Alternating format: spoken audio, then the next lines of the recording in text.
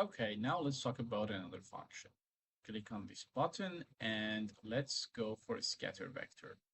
Basically, a scatter vector is a command to stretch your structure in certain direction.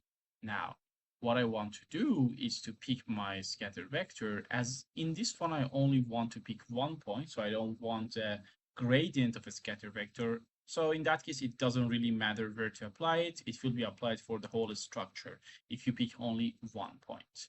So I will click on here, and now I can just enter, then click on this text dot and change the values here. So the first value represents X direction, Y direction, and Z direction. And then the third one is the magnitude of how long that structure should be stretched.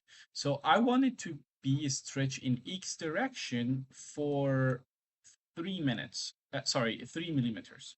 So I click on this one, y is already 0 and z will be also 0, and this one will be, let's say, 3 millimeters. Enter.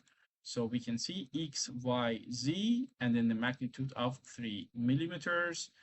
I go to compute and then click on compute. There we go. The SDK will pop up. Okay, the calculation is over, and you can clearly see that the volcanoes and the structure has been fully stretched in the X direction.